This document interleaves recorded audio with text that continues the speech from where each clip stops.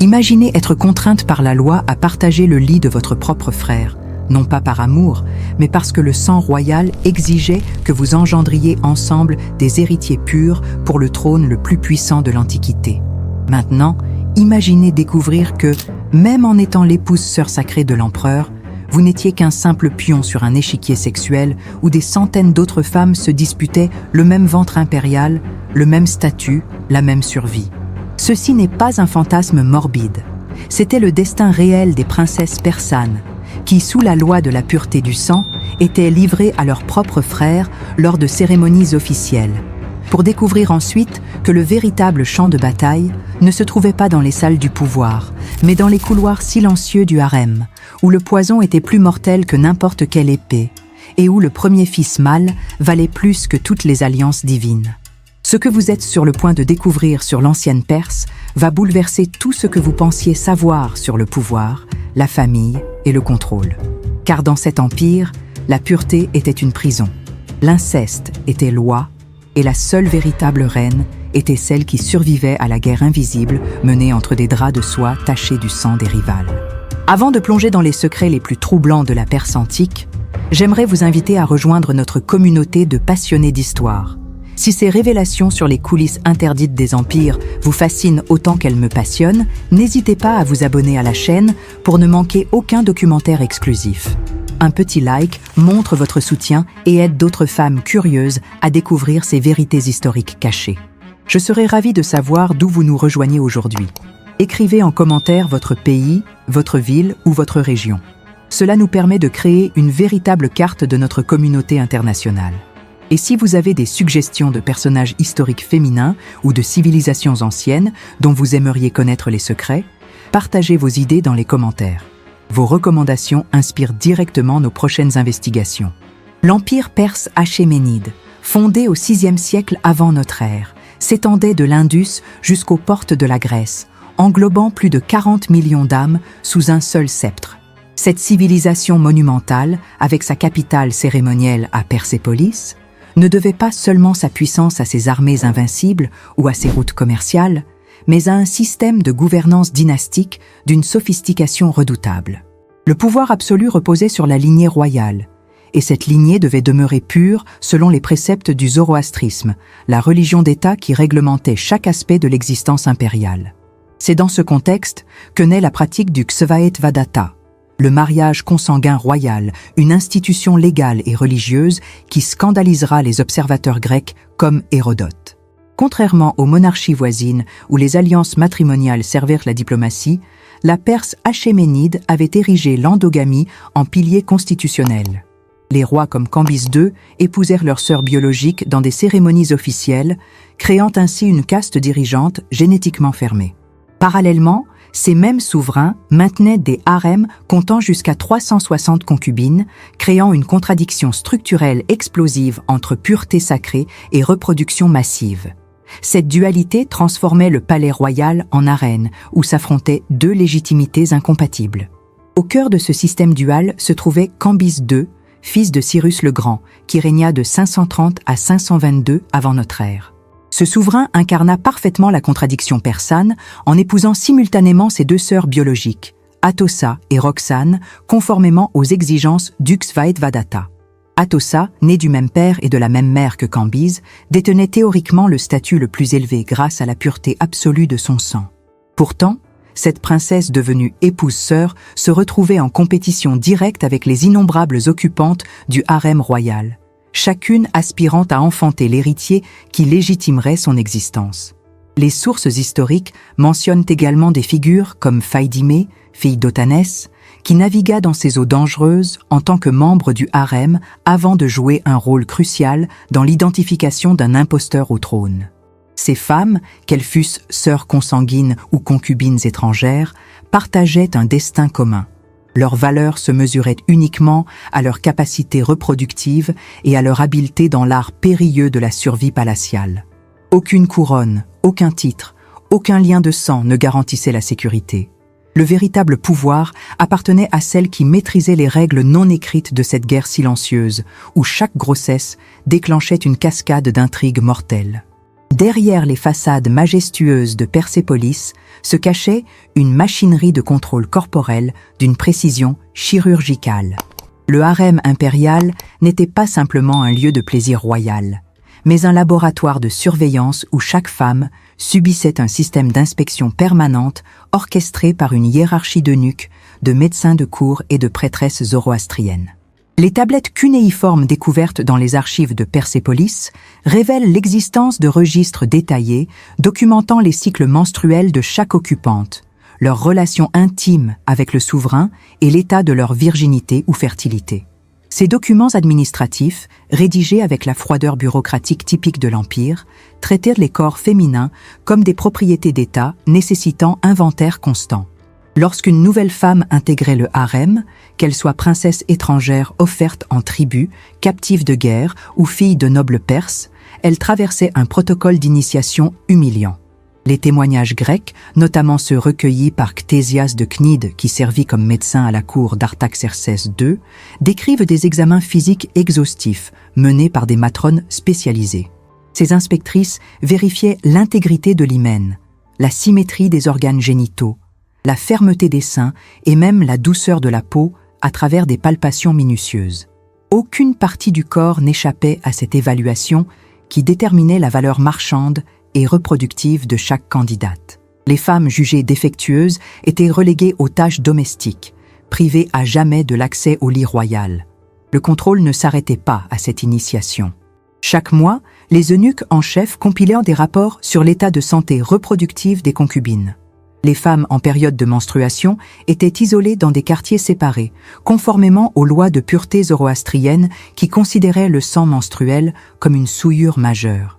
Durant ces jours d'impureté rituelle, elles ne pouvaient toucher aucun objet sacré, participer à aucune cérémonie et surtout pas approcher le souverain.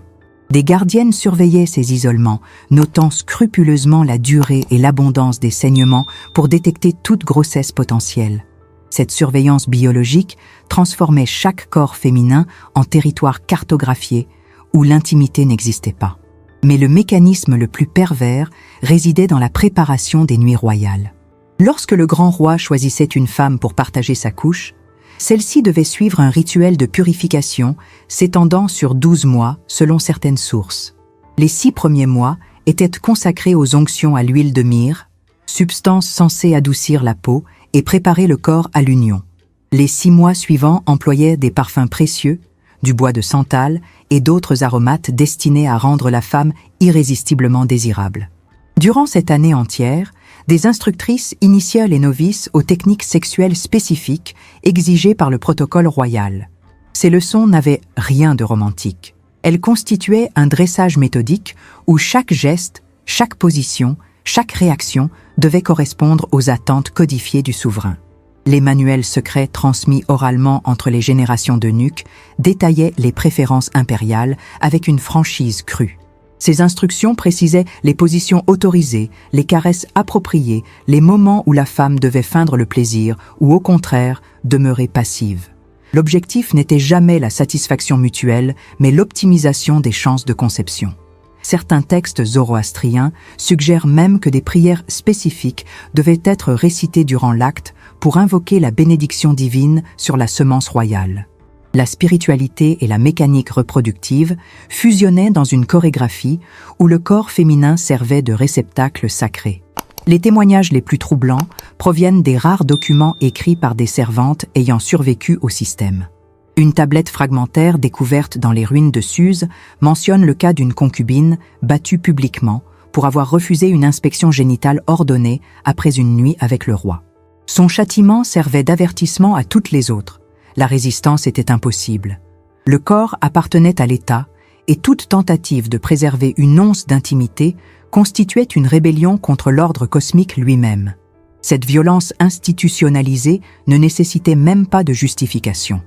Elle coulait naturellement de la structure de pouvoir qui considérait les femmes comme des instruments biologiques au service de la continuité dynastique. Si ces révélations sur les mécanismes secrets du pouvoir perse vous glacent le sang autant qu'elles me fascinent, sachez que ce documentaire ne fait que commencer à gratter la surface d'une réalité historique encore plus troublante.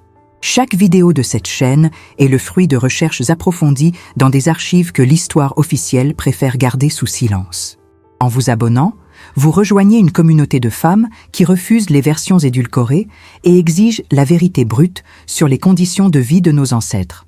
Un like nous permet de continuer ce travail d'investigation et de partager ces connaissances interdites avec un public toujours plus large.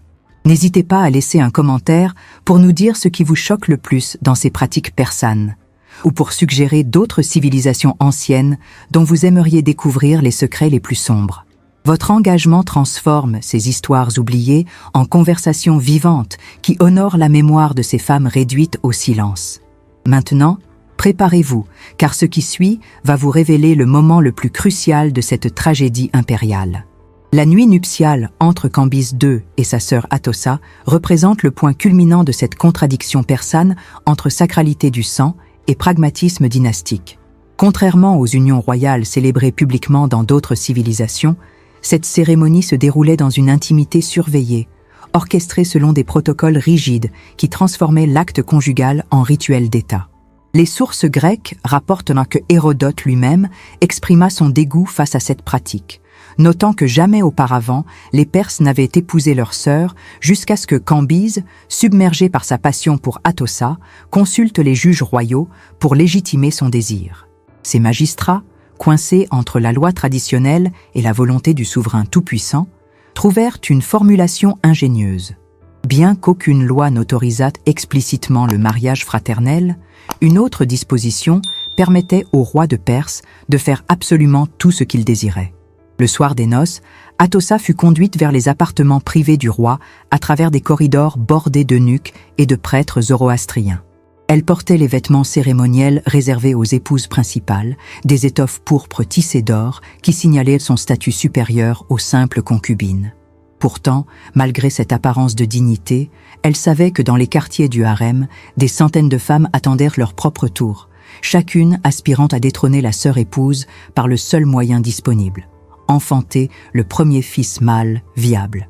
Les témoignages fragmentaires suggèrent qu'Atossa était accompagnée de 7 servantes personnelles, dont la fonction principale consistait à observer et rapporter chaque détail de la nuit à venir.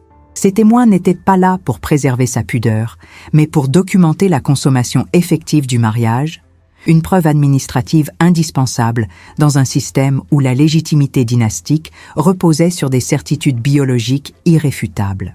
Dans la chambre nuptiale, décorée de tapisseries représentant des scènes de conquête militaire et de soumission de peuples vaincus, le couple royal se retrouvait seul, mais jamais vraiment isolé. Des textes persans tardifs, compilés durant la période sassanide mais préservant des traditions achéménides, décrivent l'aménagement typique de ces espaces. Un lit monumental surélevé sur une plateforme, des braseros diffusant l'encens sacré, et surtout des panneaux de bois ajourés permettant aux observateurs dissimulés de surveiller la scène sans être vus. Cette architecture de la surveillance garantissait qu'aucun aspect du rituel n'échappait au contrôle institutionnel. Cambyse, malgré son pouvoir absolu sur 40 millions de sujets, demeurait lui-même prisonnier d'un protocole qui dictait comment, quand et de quelle manière il devait honorer son épouse-sœur. Les instructions transmises à Atossa durant sa préparation spécifiaient sa conduite attendue. Elle devait demeurer passive durant la première approche, signalant ainsi sa virginité et sa soumission au pouvoir masculin. Les manuels secrets consultés par les instructrices détaillaient même les expressions faciales appropriées. Un mélange de pudeur et d'acceptation résignée, jamais de plaisir manifeste qui aurait pu être interprété comme de l'impudeur. L'acte sexuel lui-même suivait une chorégraphie précise, avec des positions considérées plus propices à la conception selon les croyances zoroastriennes de l'époque. Certaines sources suggèrent que des prières spécifiques devaient être murmurées par le roi au moment de la pénétration, invoquant Ahura Mazda pour bénir l'union et garantir une descendance masculine. Ce qui rend cette nuit particulièrement tragique, c'est la conscience aiguë qu'Atossa devait avoir de sa situation précaire. Malgré son sang royal pur, malgré son statut d'épouse légitime et sœur du souverain, elle savait que dans les appartements adjacents, des dizaines de concubines attendaient leur tour. Le harem de Cambyse comptait selon les estimations entre 300 et 360 femmes, chiffre symbolique correspondant au jour de l'année selon le calendrier zoroastrien. Chacune de ces rivales avait été sélectionnée pour sa beauté, sa jeunesse ou ses connexions politiques utiles. Beaucoup étaient des princesses tributaires envoyées par des royaumes vassaux, d'autres des filles de nobles Perses cherchant à élever leur famille, et certaines simplement des captives de guerre d'une beauté exceptionnelle. Toutes partageaient le même objectif, supplanter Atossa en enfantant l'héritier. Les chroniques mentionnent que durant cette période, le palais résonnait de tensions invisibles. Les dames de compagnie d'Atossa rapportaient aux scribes royaux chaque détail de ses cycles menstruels, espérant détecter rapidement les signes d'une grossesse qui confirmerait la supériorité de leur maîtresse. Simultanément, dans les quartiers du harem, des systèmes d'espionnage parallèles fonctionnaient à plein régime. Les eunuques en chef maintenaient des registres séparés documentant les nuits que Cambyse passait avec chaque concubine, créant une hiérarchie officieuse basée sur la fréquence des visites royales. Une femme honorée de 3 visites mensuelles détenait un statut supérieur à celle n'en recevant qu'une, et cette gradation invisible générait des jalousies mortelles. Les lettres interceptées par les services de sécurité palatiale révèlent l'ampleur des conspirations tissées dans l'ombre. Des concubines désespérées écrivaient à leurs familles demandant des filtres d'amour, des herbes contraceptives pour leurs rivales ou même des poisons subtils. Ces correspondances, conservées dans les archives comme preuve potentielle lors de procès futurs, dressent le portrait d'un environnement où la paranoïa était justifiée et où chaque repas partagé, chaque coupe de vin offerte, pouvait contenir la mort. Atossa elle-même, malgré sa position privilégiée, n'échappait pas à cette atmosphère toxique. Des fragments de tablettes administratives mentionnent l'assignation de goûteurs personnels à l'épouse principale, preuve que même la sœur du roi devait craindre pour sa vie. L'aube suivant la nuit nuptiale déclenchait un protocole de vérification aussi invasif que les préparatifs qui l'avaient précédé.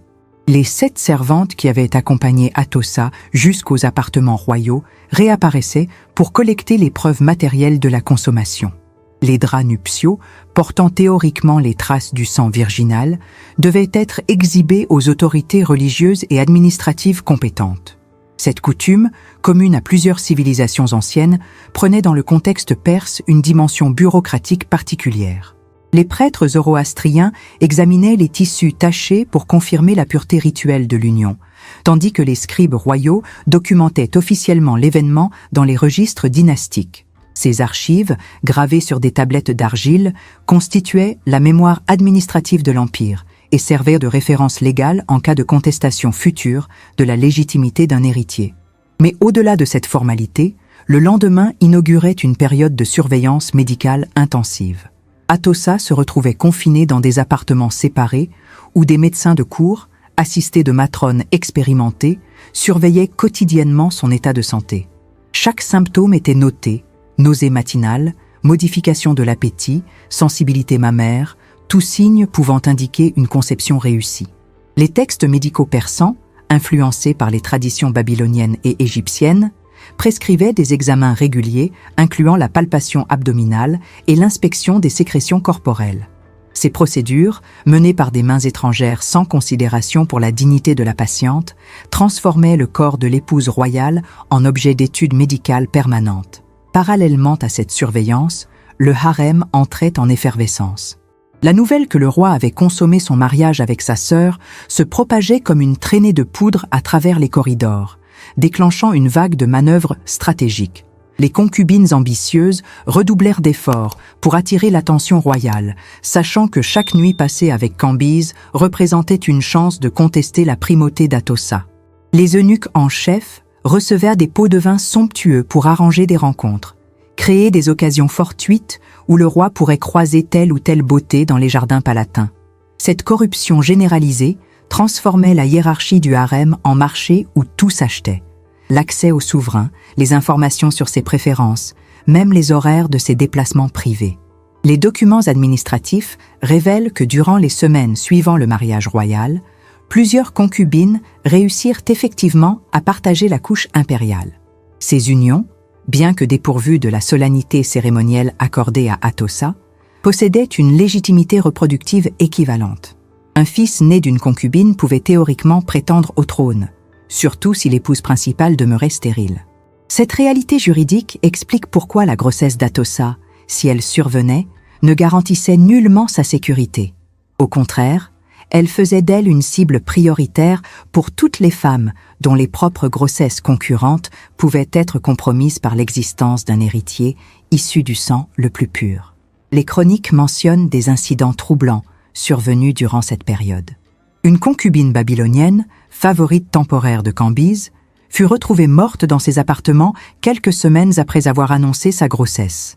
L'enquête officielle conclut à un suicide par empoisonnement, mais les rumeurs palatiales attribuaient sa disparition à un complot orchestré par des factions rivales. Les méthodes employées témoignaient d'une sophistication effrayante, poison à action lente, mimant des maladies naturelles, accidents arrangés dans les bains publics du harem, même des avortements forcés déguisés en fausses couches spontanées. Les médecins complices fournissaient des certificats de décès falsifiés, protégeant ainsi les commanditaires de toute poursuite judiciaire.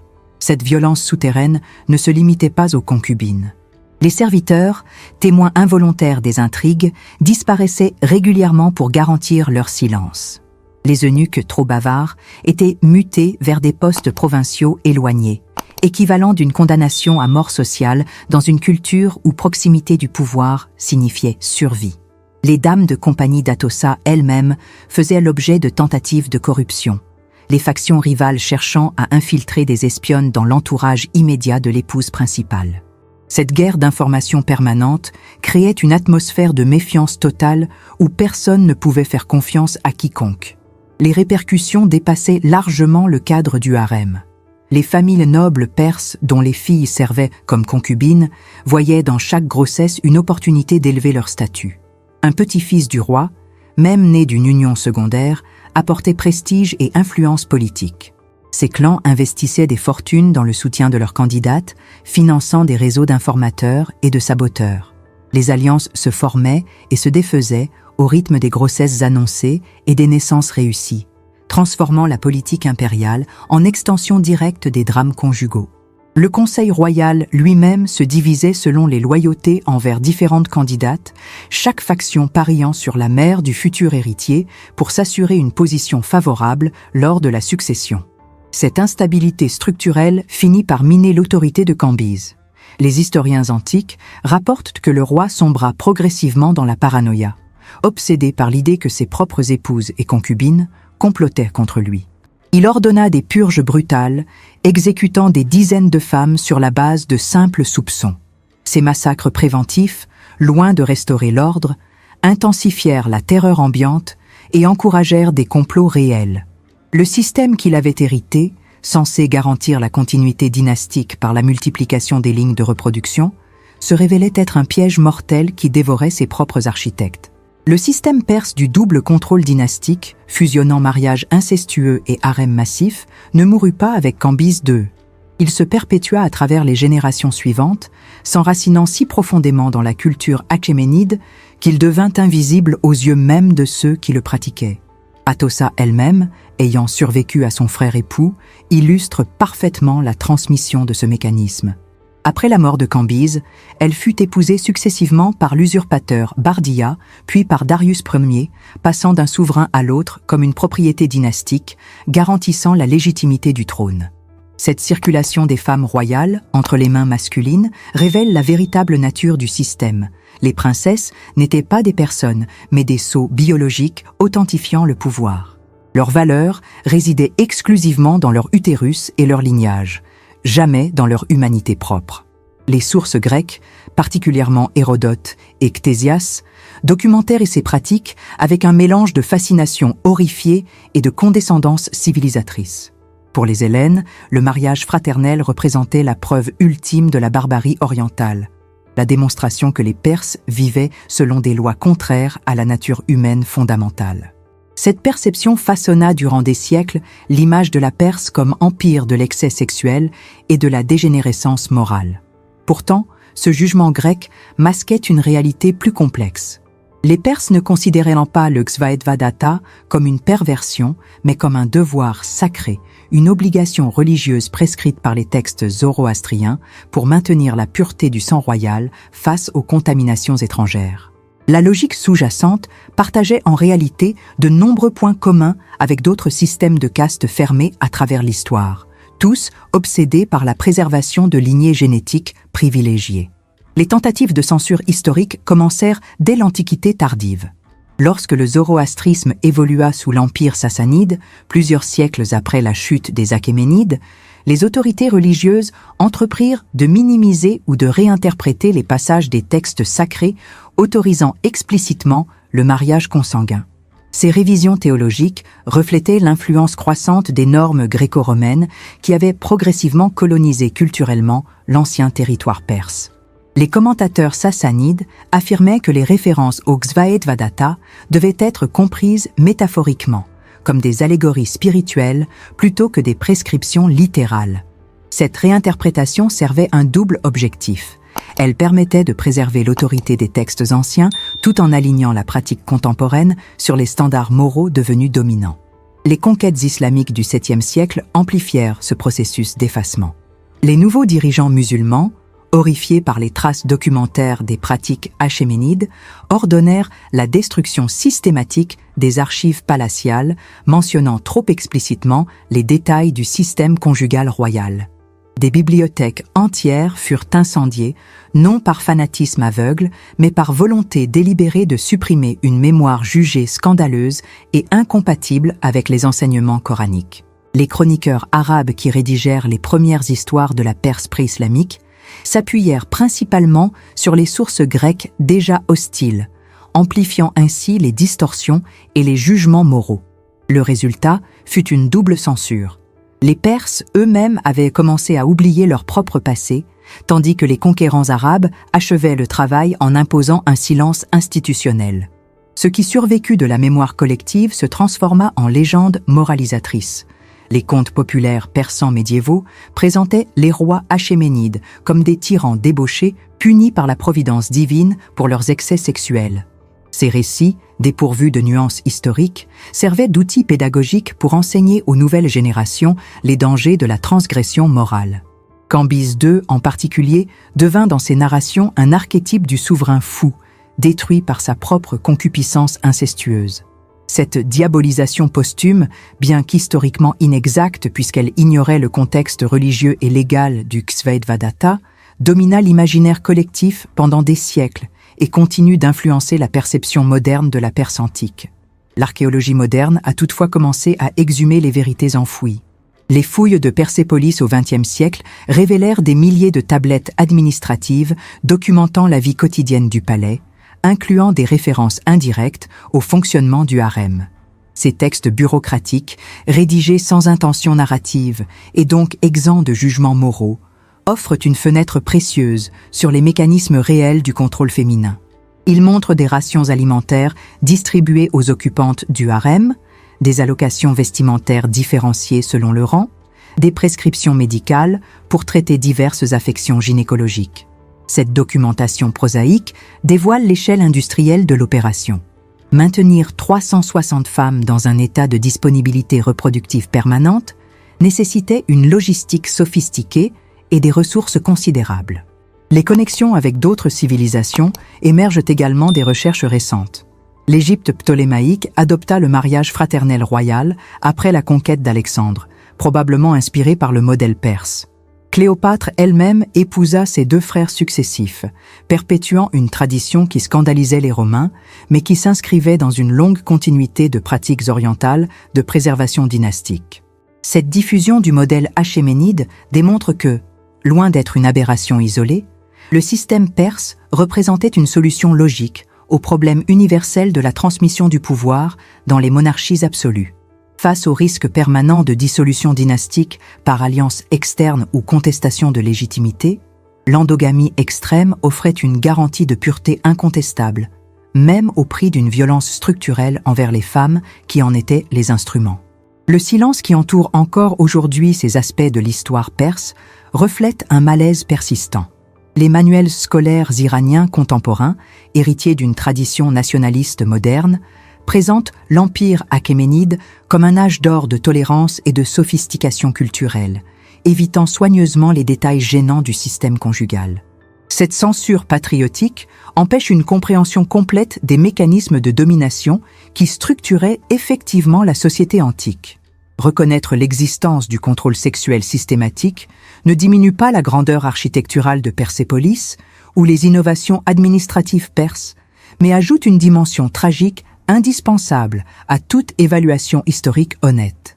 Vous venez de traverser les couloirs interdits de Persépolis, d'entrevoir les mécanismes secrets qui transformaient les corps féminins en instruments d'État, et de comprendre comment la soi-disant pureté du sang royal cachait en réalité un système de surveillance totale et de violence institutionnalisée. Ces vérités historiques, longtemps censurées ou minimisées par pudeur académique, méritent d'être connues car elles révèlent la condition réelle des femmes de pouvoir dans l'Antiquité. Si ce documentaire vous a ouvert les yeux sur des aspects de l'histoire que les cours traditionnels préfèrent taire, abonnez-vous à cette chaîne pour ne manquer aucune de nos prochaines investigations.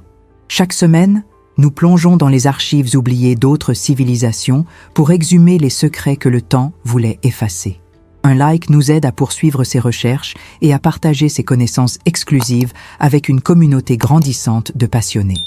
Dites-nous en commentaire quel empire ou quelle figure historique féminine vous aimeriez voir explorer dans nos prochains épisodes. Votre curiosité guide notre travail. Et n'oubliez pas de partager cette vidéo avec toutes celles qui, comme vous, refusent les versions édulcorées et exigent la vérité brute sur notre passé collectif. Les secrets impériaux vous attendent.